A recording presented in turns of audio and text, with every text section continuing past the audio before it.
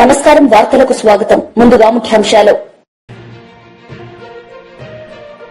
Davos లో పాల్గొన్న CM Chandrababu Naidu. ఈ సందర్భంగా ప్రసంగం.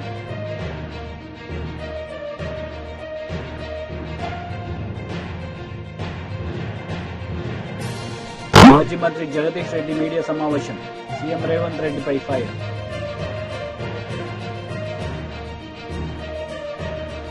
దావోస్ లో సీఎం చంద్రబాబు నాయుడు పాల్గొన్నారు. ఈ సందర్భంగా ఆయన ప్రసంగించారు. అవునా కాదా? That is the vision I have given.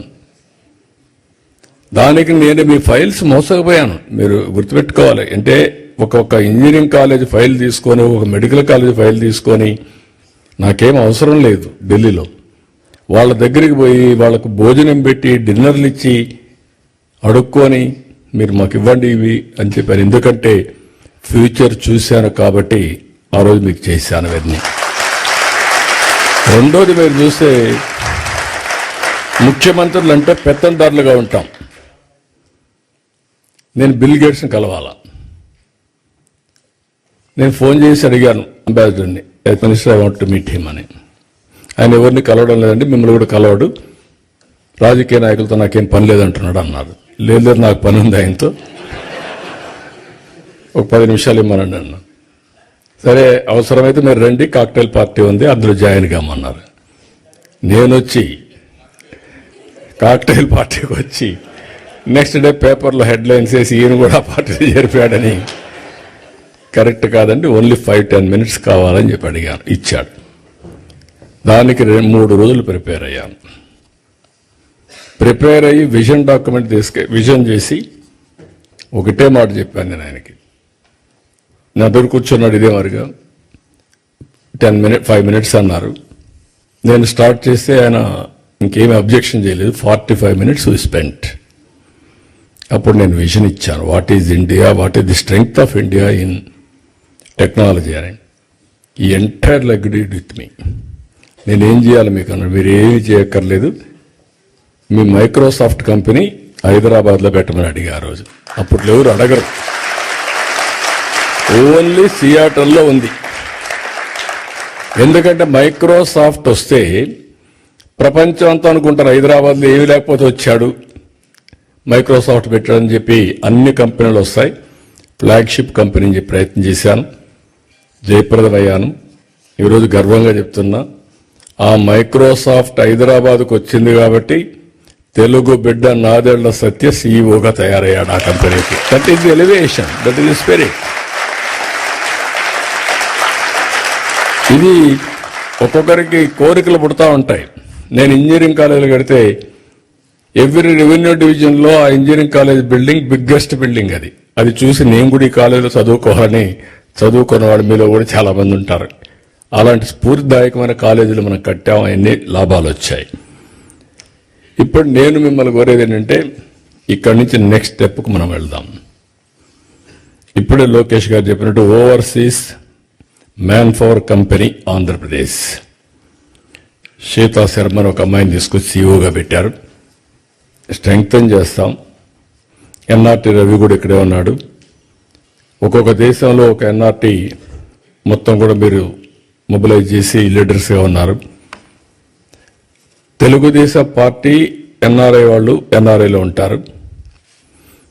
ఎన్ఆర్టీలో కూడా మీరు ఉండి ఎన్ఆర్టీని బలపరిస్తే గవర్నమెంట్ పరంగా వచ్చినప్పుడు, ఇప్పుడు నేను కూడా ఒక పక్క ముఖ్యమంత్రిని, ఒక పక్క పార్టీ అధ్యక్షుడిని, ఈ 2 బాధ్యతలు నిర్వహించినప్పుడు that is political governance. Political mandate తీసుకున్నాను, ముఖ్యమంత్రి అయ్యాను. పార్టీ అధ్యక్షుడిగా నేను హామీలు ఇచ్చాను, అవి నెరవేరుస్తాను. పార్టీ కార్యకర్తలు మీరందరూ కూడా పార్టీకి సపోర్ట్ చేసిన వాళ్ళే. మీ రుణం తీర్చుకోవాలి. తగిన విధంగా ప్రతి ఒక్క రుణం తీర్చుకోవడానికి నేను అన్ని విధాల ప్రయత్నం చేస్తున్నాను. అది వచ్చినప్పుడు ఎన్ఆర్టీ ఉంటుంది, ఎన్ఆర్ఐ ఉంటుంది. మూడోది, ఈ 2 చేసిన తర్వాత ఏ విధంగా మిమ్మల్ని ప్రమోట్ చేయాలని ప్లానింగ్ చేయాలి, ఎంపవర్ చేయడానికి. ఎప్పుడు కూడా నిరంతరం ఒక పని జరిగిందంటే ఆ పని చూసుకొని మీరు ఆనందపడిపోతే మీరు అక్కడే ఉంటారు. తూతూగా అంటే ఇన్ ది సెన్స్, ఒక అవకాశం వచ్చింది ఉపయోగించుకున్నారు, అక్కడికే సాటిస్ఫై అయితే కరెక్ట్ కాదు. అట్లా కాకుండా మనం పవర్ఫుల్ కమ్యూనిటీ, పవర్ఫుల్ వ్యక్తులు కావాలంటే నిరంతరం ఆలోచించాలి, శ్రమ చేయాలి. నేను అందుకే రాత్రి కూడా ఒక అర్ధగంట నాకు టైం దొరికితే రామ్మోహన్ నాయుడు కూడా గట్టిగా చెప్పాను. నేను చెప్పాలని చెప్పా. ఫ్లైట్లో వచ్చాడు. ఫ్లైట్లో వస్తే ఒక గంట చెప్పాను ఏమేం చేయాలి, ఎట్లా చేయాలి. మీకు యంగ్స్టర్స్, మీకు అవకాశం వచ్చింది. అతి చిన్న వయసులో నువ్వు కేంద్ర మంత్రి అయ్యావంటే అది ఒక అవకాశం వచ్చింది. ఈరోజు ఆ అవకాశాన్ని అందిపుచ్చుకొని ప్రజలకు శాశ్వతంగా మెరుగైన సేవలు చేయడానికి మీరు ప్లాన్ చేయాలి. ప్రజల తాగునీటి అవసరాలను తీర్చేందుకు అధికారులు చొరవ చూపాలని అమీన్పూర్ మండల బీజేపీ అధ్యక్షుడు ఈర్ల రాజముద్రాజ్ డిమాండ్ చేశారు. ఏం జరిగింది? నువ్వు చెప్పిన ప్రకారం మేము ముందుకు పోయినాం కదా, మరి ఎందుకు వాళ్ళు ఇబ్బంది పెడతారు? ఏమైంది సార్ చెప్పండి. పని కావాలి, మేము మాకు ఎంత రెస్పెక్ట్ ఇస్తామో మేము అంతకంటే డబల్ ఇస్తాం. కానీ తేడా వస్తే మాత్రం నేను అసలు ఊరుకునే పరిస్థితి ఉన్నది. ఎందుకంటే ఎవరికైనా కడుపుంటది, ఎవరికైనా ఉంటది. మాకు పని కావాలి. 15 దగ్గర ₹1 తప్పిస్తామే దండం పెడతాం అంట. మునుగోడు శాసనసభ్యుడు కోమటిరెడ్డి రాజగోపాల్ రెడ్డి గారిని జూబ్లీహిల్స్లోని వారి నివాసంలో మర్యాదపూర్వకంగా కలిసిన టీపీసీసీ ప్రధాన కార్యదర్శి డాక్టర్ అద్దంకి దయాకర్ అన్న.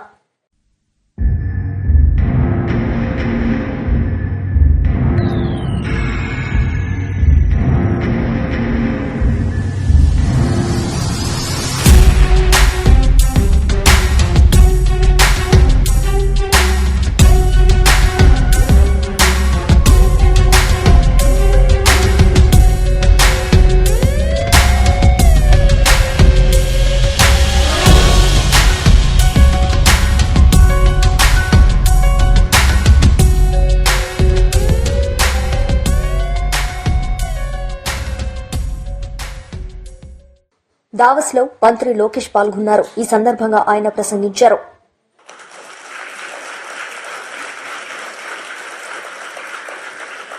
బాబు గారు 4సారి ముఖ్యమంత్రి అయ్యారు.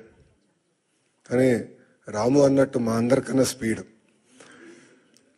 సో రాము అడిగాడు, అన్నా నువ్వు ఢిల్లీ ఫ్లైట్లో వస్తున్నా అంటే, డోస్ నీకు జాలేరా, నేను వద్దా ఫ్లైట్లో, నేను బాంబే నుంచి వస్తానని చెప్పా. కరెక్ట్ గా విఐపి లాంచ్ లో దిగిన తర్వాత అడిగా రాముని, ఎలా ఉందిరా ఫ్లైట్ అంట, అన్న పడింది నాకు అన్నాడు. అంటే చంద్రబాబు నాయుడు గారు ఒక సోర్స్ ఆఫ్ ఎనర్జీ. ఆయనకి చాలా అద్భుతమైన ఐడియాస్ ఉంటాయి. ఆ ఎనర్జీలో మనం ఎంత నింపుకుంటాం అనేది చాలా చాలా ఇంపార్టెంట్. కానీ ఒక్కసారి చంద్రబాబు నాయుడు గారి జీవిత చరిత్ర చూస్తే అనేక ఇబ్బందులు ఎదుర్కొని పైకి ఎదిగిన వ్యక్తి. కేవలం రాజకీయాల్లో కాదు, ఈజ్ అ సీరియల్ ఆంటర్‌ప్రెన్యూర్. ఇక్కడ చాలా మందికి తెలియదు ఆ విషయం. ఇక్కడ మీలో చాలా మంది ఆంటర్‌ప్రెన్యూర్స్ అవ్వాలనుకుంటున్నారు. ఆయన సుమారుగా 4 కంపెనీలు స్టార్ట్ చేశారు, 3 ఫెయిల్ అయినాయి. 4వది హెరిటేజ్ ఫుడ్స్. 3 ఫెయిల్ అయినాయని ఆయన ఏనాడు బాధపడలేదు, ఇబ్బంది పడలేదు, ఇంట్లో పడుకోలేదు. 80% సక్సెస్ అవ్వాలని ఆయన వెళ్ళారు. రాజకీయాల్లో మనం చూసాం, ముఖ్యమంత్రిగా దేశం మొత్తం ఆయన వైపు చూసే విధంగా నాయకుడిగా ఆయన ఎదిగిన, రాజకీయాల్లో హైస్ ఉంటాయి, లోస్ ఉంటాయి. ఆయన ఎప్పుడూ ఆయన హైని లో ఎటు తీసుకున్నారు అట్టనే తీసుకున్నారు. వాస్తవంగా మాకు లోయెస్ట్ పాయింట్ బాబు గారిని అరెస్ట్ చేసినప్పుడు, బహుశా ఇక్కడున్న అందరు కూడా అది మన జీవితంలో లోయెస్ట్ పాయింట్.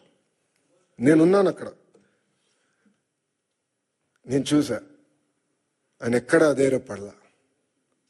చూశారు, జడ్జి వైపు కూడా నవ్వుతా చూసి నడుచుకుంటూ వెళ్ళారు. ఎక్కడ అధైర్యపడలా. 52 రోజులు ఆయన బంధిస్తే మేము వెళ్ళేవాళ్ళం ములాఖాత్కి. మళ్ళీ అక్కడ కూడా మాకు అక్షంతలు పడేది. మొత్తం ఆయన చదివేశారు డాక్యుమెంట్లు, నోటింగ్స్తో సహా మాకు చెప్పారు, ఇక్కడ మీరు వీక్గా ఉన్నారు, ఇక్కడ చూసుకోండి, ఇక్కడ జాగ్రత్తగా ఉండండి. ఎప్పుడు అధైర్యపడలా. ఆయన బయటకు వచ్చిన తర్వాత కూడా ఒక సింహం లాగా వచ్చారు. ఆ విజువల్స్ మనందరం చూసాం. ఇది మీ అందరికి ఎందుకు చెప్తున్నానంటే, జీవిత ప్రయాణాల్లో మనందరం అనేక ఇబ్బందులు ఎదుర్కొంటాం. ఒక ఆంటర్‌ప్రెన్యూరియల్ జర్నీ అవ్వచ్చు, పొలిటికల్ జర్నీ అవ్వచ్చు, మనందరం అనేక ఇబ్బందులు ఎదుర్కొంటాం. కానీ నమ్ముకున్న దానికోసం అహర్నిశలు కష్టపడితే మనం ఆశించింది ఆలోచించింది సాధించగలుగుతామన్న నిజం స్వరూపం గౌరవ ముఖ్యమంత్రి చంద్రబాబు నాయుడు గారు. ఎన్ఆర్ఐస్ అంటే నాన్ రెసిడెంట్ ఇండియన్స్ అంటారు, నాకు మటుకు మీరు ఎంఆర్ఐస్, మోస్ట్ రిలయబుల్ ఇండియన్స్. మీరు యూరోప్కి వచ్చి దశాబ్దాలైనా మీ మనసు ఎప్పుడు ఆంధ్ర వైపు ఉంటుంది. 2019 నుంచి 24 వరకు రాష్ట్రం దారి తప్పిందే, మనం అనేక ఇబ్బందులు ఎదుర్కొంటున్నాం, మన పరువు పోతుందని చాలా మంది నన్ను కలిశారు, నాతో మాట్లాడారు, నాకు వాట్సాప్లో మెసేజ్ పెట్టారు. వాళ్ళందరూ ఒకటి చెప్పా, కలిసికట్టుగా పోరాడితేనే ఆ సైకోని మనం తరిమి కొట్టచ్చని. అది చేసి చూపించాం, కలిసికట్టుగా సాధించాం. 93% కాదు రాము, 94% సీట్లు మనం గెలిచాం, 1% తగ్గించాం. అది మనందరి కృషి. ఆ 5 సంవత్సరాల్లో ఇక్కడున్న మీ అందరి సహకారంతో అనేక సంక్షేమ అభివృద్ధి కార్యక్రమాలు కూడా మనం చేశాం. అమరావతి ఉద్యమం కానివ్వండి. బీజేపీ లీడర్ మీడియా సమావేశం నిర్వహించారు. ఈ సందర్భంగా పలు అంశాలపై ఆయన మాట్లాడారు. అన్ని మోర్చాలు కూడా ఒక 1 year అయింది, 365 రోజులు పూర్తి చేసుకున్నాము అన్ని మోర్చాలు. ఈ రోజుకు 366వ రోజు. ఈ రోజే ఓబీసీ మోర్చా ఈ డైరీని కూడా రిలీజ్ చేయడం చాలా సంతోషం. దానికి బీజేపీ రాష్ట్ర ప్రధాన కార్యదర్శి అన్న కాసం వెంకటేశ్వర గారు, మా ఓబీసీ మోర్చా పదాధికారులు అందరూ ఇక్కడికి వచ్చారు. అలాగే ఈరోజు మా డైరీ రిలీజ్ చేస్తున్నాం. ఈ నెల తర్వాత, ఫిబ్రవరి తర్వాత రాష్ట్రంలో బీసీలను హామీలిచ్చి ఈ ప్రభుత్వం ఏ విధంగా మోసం చేసిందో, ఈ 365 రోజులు డైరీ ఎట్లుంటుందో మా కార్యక్రమం అట్లా ముందు తీసుకుపోవాలని నిర్ణయం చేసుకొని ఈ ఫిబ్రవరి 1 తర్వాత మా ఓబీసీ కార్యక్రమాలు కూడా ప్రజల సమస్యల మీద, రేషన్ కార్డుల మీద, ఈ గురుకులాల మీద, అనేక విషయాలు, ఫీజు రింబర్స్ మీద మేము గురుకులాలను సందర్శిస్తే కలెక్టర్ ద్వారా ఆర్డర్ తెప్పించి గురుకులాలలో బయట వాళ్ళు ఎవరు రావద్దని కూడా పెట్టిండ్రు. చాలా సమస్యలు ఉన్నాయి. ఈరోజు ఓన్లీ ఇది డైరీ ఆవిష్కరణ సంబంధించిన విషయం కాబట్టి ఇక్కడ వచ్చిన పెద్దలందరికీ, ముందు కూర్చున్న చాలామంది బీసీ నాయకులు కూడా ఇక్కడ ఉన్న వాళ్ళందరికీ నమస్కారం చేస్తూ ఇప్పుడు అన్న కాసమన్న చేతుల మీదుగా ఈ డైరీని మాజీ మంత్రి జగదీష్ రెడ్డి మీడియా సమావేశం నిర్వహించారు. ఈ సందర్భంగా ఆయన మాట్లాడారు. అమ్మిచ్చినాం, రైతు నష్టపోకుండా చూసినాం. కానీ సంవత్సర కాలంలో ఇప్పటికి 2 సార్లు రైతాంగం 1800, 1600, 1700 కూడా అమ్ముకోవాల్సిన దుస్థితి నువ్వు కల్పించినావు. మిల్లర్లతో కుమ్మక్కై దాదాపు వాళ్ళకాడ 300-400 కోట్ల రూపాయలు దొబ్బి మిల్లర్ల దగ్గర రైతులను దళారీలకు వదిలేసి రైతులను నాశనం చేసింది నువ్వు. ఇవాళ చర్చ చేసుకుంటున్నారు మొత్తం జిల్లా రైతాంగం అందరూ కూడా, ప్రతి ఒక్కరు చర్చ చేసుకుంటున్నారు. ఆ రోజు ఏముండే, ఈ రోజు ఏముండే, ఎట్లా ఉండే అనేది సిగ్గుండాల మాట్లాడడానికి. నిజమే, ఎందుకు లాగు నడుస్తుంది నీకు ఇవాళ? కేటీఆర్ వస్తాడు అంటే మొన్నటి కనుక మా మిత్రులు ఇతరులు చెప్తుంటే విన్నా నేను చాలా సందర్భాల్లో, నువ్వేదో తాగి లాగు జరుపుకుంటామని. కానీ ఇప్పుడు కేటీఆర్ వస్తుండే లాగు జరుపుకుంటున్నావు, బీఆర్ఎస్ జెండాను చూస్తే లాగు జరుపుకుంటున్నావు. ఎందుకు? నీకు చేతనైతే దమ్ముంటే జిల్లా యంత్రాంగాన్ని చెప్పించి పర్మిషన్ ఇప్పి, నీ వల్లనే, నీ ఒత్తిడి వల్లనే అనుమతి రద్దయిందనే సంగతి నాకు తెలుసు. కానీ ఎక్కువ రోజులు ఆపలేవు. ఇంకోటి ఏంది, వాళ్ళు రాసిన కారణం ట్రాఫిక్ ఇబ్బంది అయిద్దట. నల్గొండ క్లాక్ టవర్ సెంటర్లో తెలంగాణ ఉద్యమం ప్రారంభమైన ముందు నుంచి, ఇంకా అంతకంటే ముందు నీ కాంగ్రెస్ పార్టీ పెట్టినా, కమ్యూనిస్ట్ పార్టీలు పెట్టినా, తెలుగుదేశం పెట్టినా, బీజేపీ పెట్టినా, ఇంకా ఏ ఇతర ప్రజా సంఘాలు చేసినా అక్కడే కదా అందరం కార్యక్రమాలు చేసింది, రాజకీయ కార్యక్రమాలు, జేఏసీ కార్యక్రమాలు సంవత్సరాల తరబడి. ఇంకా ఆ రోజు కంటే ఇప్పుడు వెడల్పు ఎక్కువైంది. ఇప్పుడు పార్కింగ్ ప్లేస్ కూడా ఎక్కువ వచ్చింది. దేనికి భయపడుతున్నావు? ఎందుకు తప్పుడు రాతలు రాయించి వంకర రాతలు రాయించినావు? అయినా ఇంకో మాట కూడా అడుగుతున్నా నేను, ముఖ్యమంత్రి, డిప్యూటీ సీఎం, ఇతర మంత్రులు ఇక్కడ హైదరాబాద్ నడిబొడ్డులో ఈడీ ఆఫీస్ ముందర ధర్నా చేయడానికి అనుమతి వస్తుందట, ట్రాఫిక్ ఇబ్బంది లేదట. రాజ్భవన్ దగ్గరికి కిలోమీటర్ కొద్దీ పాదయాత్ర చేసుకుంటూ ఇంతమంది హంగామాతోని సెక్యూరిటీతో పోయి చేస్తే ఇబ్బంది కాలేదట ప్రజలకి ధర్నాలు చేస్తే. కేవలం నల్గొండ క్లాక్ టవర్ సెంటర్లో బీఆర్ఎస్ పార్టీ రైతుల తరఫున కేటీఆర్ గారి ఆధ్వర్యంలో ధర్నా నిర్వహిస్తే దానికే ట్రాఫిక్ ఇబ్బంది అయిందట. హైవే మీద వచ్చిపోయే వాహనాలకు ఇబ్బంది అయిందట. ఆర్ఎండ్బి సెంటర్ నల్గొండ క్లాక్ టవర్ చౌరస్తాలో ట్రాఫిక్ ఇబ్బంది అవుతారు. ఇది కారణాలు. నవ్వుకుంటున్నారు ప్రజలు నిన్ను చూసి, ఏ రకంగా భయపడుతున్నావు నువ్వు. ఇక జిల్లా అభివృద్ధి గురించి మాట్లాడుతున్నావు, నా గురించి మాట్లాడుతున్నావు. దమ్ముందా? నిలబడతావా చర్చకు? నాతో కూడా అక్కర్లేదు. వాస్తవానికి నల్గొండలో నిన్ను ఓడగొట్టిన ఎమ్మెల్యే మా భూపాల్ చాలు, లేదా నల్గొండ జిల్లాలో 12 నియోజకవర్గాల్లో ఎక్కడైనా సరే మా గత శాసనసభ్యులు చర్చ చేయడానికి సిద్ధంగా ఉన్నారు. 40-50 ఏండ్లుగా జిల్లాను మీకు అప్పచెప్తే మీ దౌర్భాగ్య పరిపాలనలో అద్భుతంగా వ్యవసాయంలో వెలసిల్లిన నల్గొండ జిల్లా, నాగరికతలో ముందున్న నల్గొండ జిల్లా మీ అనాగరిక చర్యల వల్ల. మాజీ మంత్రి బొత్స సత్యనారాయణ మీడియా సమావేశం నిర్వహించారు. ఈ సందర్భంగా ఆయన మాట్లాడారు. బహుశా అది అనుకోవడం డిసెంబర్లో 2020 జరిగి ఉంటుంది అనుకుంటా. రామతీర్థాల్లో దేవాలయంలో కొండ పేరున్న రాముడి విగ్రహానికి వచ్చి ఆ రోజు కొంతమంది దొండలు, అన్నోన్ పర్సన్స్ తల ఛేదించడానికి అది తీసుకొచ్చి ఆ చెరువులో పక్కనున్న ఆ చెరువులోనూ నృత్తులను అక్కడ పడివేసి అది సంఘటన. దాని మీద పెద్ద ఎత్తున నిరసనలు వచ్చాయి. ప్రజా సంఘాలు కానీ, ఆధ్యాత్మిక సంఘాలు కానీ, హిందూ తత్వాలు కానీ, పెద్ద పెద్ద మత సంబంధించిన వారు కానీ, పెద్దలందరూ కూడా, సాక్షాత్ అన్ని పార్టీలు, రాజకీయ పార్టీలు అందరూ కూడా దాని మీద స్పందించారు. మేము కూడా దాన్ని పూర్వపరాలు తీసుకుంటూ దాని మీద తక్షణమే ఎవరైతే చేశారో వాళ్ళని చర్య తీసుకోవాలని చెప్పి మేము కూడా డిమాండ్ చేస్తాం. తదుపరి అప్పుడున్న పోలీస్ అధికారులతో ఒక కమిటీని కూడా, ఒక ఎంక్వైరీకి ఒక కమిటీ కూడా, ఒక 3 అధికారులతో కమిటీని కూడా వేయడం కూడా జరిగింది. వాళ్ళు కూడా పర్యవేక్షించారు. ఫైనల్గా ఏం తేల్చారంటే, ఒక వ్యక్తిని మీద ఈ అభియోగాన్ని ఆపాదించి ఆ వ్యక్తిని చేటు కింద పెట్టి మిగతా వాళ్ళని ఇన్వెస్టిగేషన్ చేస్తున్నాము ఇంకా అని చెప్పి ఆ వ్యక్తిని ఇంట్రాగేట్ చేసి ఛార్జ్షీట్ పెట్టడం జరిగింది.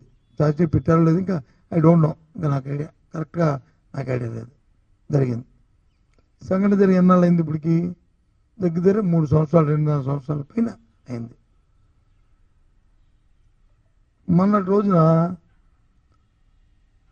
ఆ కేసులో ఉన్న ఎవరైతే ఏటుగా ఉన్న వ్యక్తికి సాక్షాత్తు ఆ దేవస్థానం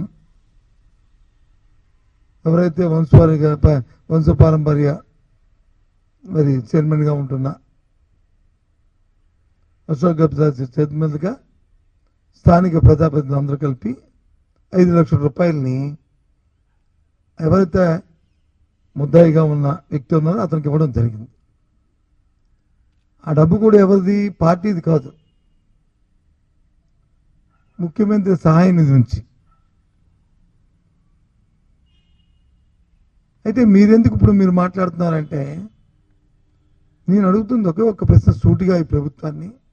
బీఆర్ఎస్ లీడర్ మీడియా సమావేశం నిర్వహించారు. ఈ సందర్భంగా ఆయన మాట్లాడారు. ఏదైతే రైతులకు హామీ ఇచ్చినాడో, రుణమాఫీ చేస్తామని చెప్పిండు, రైతు భరోసా ఎట్లాంటి ఆంక్ష లేకుండా 15,000 రూపాయలు ఇస్తాని, అదేవిధంగా రైతులకు సంబంధించినటువంటి అనేక హామీలు ఇచ్చినటువంటి రేవంత్ రెడ్డి ఇవాళ ఆ హామీలు ఎందుకు నెరవేరుస్తలేవు అని అడగడానికి సంవత్సర కాలం ఎదురు చూసి ఇవాళ ప్రజల ముందుకు, రైతాంగం ముందుకు, రైతాంగాన్ని అప్రమత్తం చేయడానికి వెళ్తున్నటువంటి సందర్భంలో ఇవాళ భయపడుతున్నటువంటి ఈ కాంగ్రెస్ ప్రభుత్వము, భయపడుతున్నటువంటి రేవంత్ రెడ్డి ప్రభుత్వము, కేటీఆర్ గారు బయటికి వెళ్తుండంటేనే ఇవాళ వణుకు పుడుతున్నది. కేటీఆర్ గారు ప్రజలకు మీరిచ్చినటువంటి హామీలని గుర్తు చేస్తుండంటేనే వాళ్లకు ఒక విధమైనటువంటి భయం కనిపిస్తున్నది. అటువంటి సందర్భంలో మొన్నటికి మొన్న షాబాద్లో రైతు ధర్నా చేస్తే వేలాదిగా వచ్చినటువంటి రైతులని, ఆ రైతు చైతన్యాన్ని, రైతుల నుంచి వచ్చినటువంటి రియాక్షన్ని చూసినటువంటి రాష్ట్ర ప్రభుత్వం ఇవాళ నల్గొండలో చేసేటువంటి 21వ తేదీన నల్గొండలో చేసేటువంటి రైతు ధర్నా కార్యక్రమాన్ని అనుమతులు ఇవ్వకపోవడం దుర్మార్గం. నిజానికి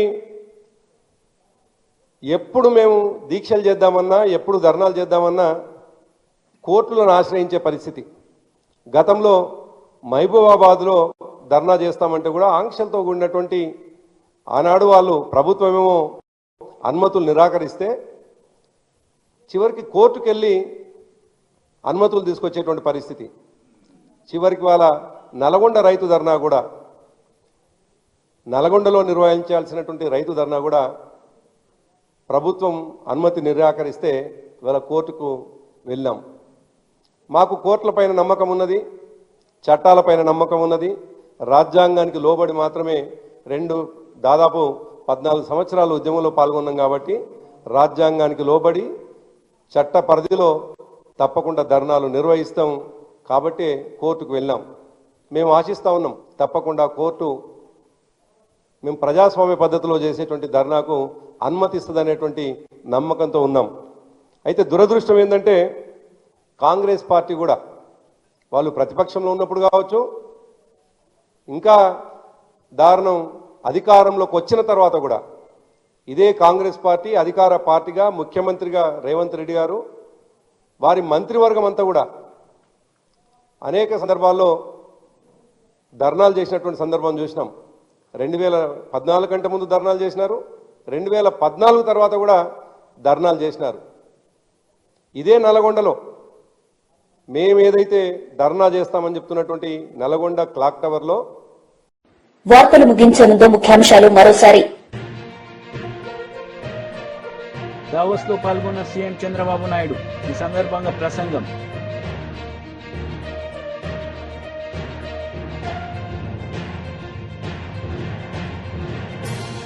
మాజీ మంత్రి జగదీష్ రెడ్డి మీడియా సమావేశం, సీఎం రేవంత్ రెడ్డిపై ఫైర్.